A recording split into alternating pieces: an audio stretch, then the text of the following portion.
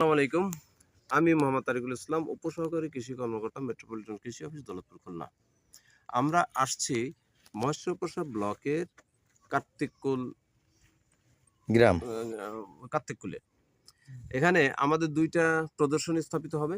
একটা হচ্ছে তরমুজ, অফ সিজন তরমুজ, আর একটা হচ্ছে কুমড়া, চাল কুমড়া প্রদর্শনী। আমার পাশে দুইজনই উপস্থিত আছেন। ইনি আপনার নাম বলেন? শেখ আব্দুল কুদ্দুস। উনি তরমুজের প্রদর্শনী চাষী। ছবি আসতেছে। আর মোফাজ্জল হোসেন, উনি হচ্ছেন চাল কুমড়ার চাষী। আমরা সাইডটা দেখি একটু, দেখি সমীরদা। আমাদের এই ঘেরের পাড়ি হবে অফ সিজন তরমুজ এর প্রদর্শনী। আমরা সাইডটা সিলেকশন করলাম।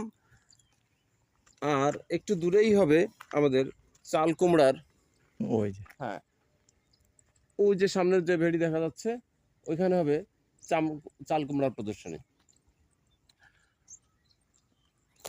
দর্শক মণ্ডলী, আমাদের সামনে আমার সাথে আছেন আমার সহকর্মী সমীর ঘোষ।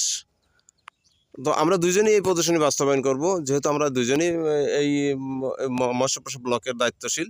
আমরা দুজনেই এই দুইজন আদর্শ চাষী, তাদের সিলেকশন দিয়েছি এবং আমরা দুইজনই তত্ত্বাবধান করব তাদের, যাতে এই প্রদর্শনী দুটো আদর্শ প্রদর্শনী হয় এবং দেখে সাধারণ কৃষকরা উদ্বুদ্ধ হয়। সমীরদা, কিছু বলো। আমি দুইজন কৃষক, এক শেখ রুহুল কুদ্দুস এবং শেখ মুফাজ্জল হোসেন, দুই কাকাকে সিলেকশন করেছি এবং অফিস থেকে তাদের বিষ সার যথাযথভাবে মানে প্রদর্শনী উপকরণ সঠিক সময় দিয়েছি এবং বাস্তবায়ন করার জন্য আজকে আমরা সরেজমিনে আসলাম তার ক্ষেত দেখতে।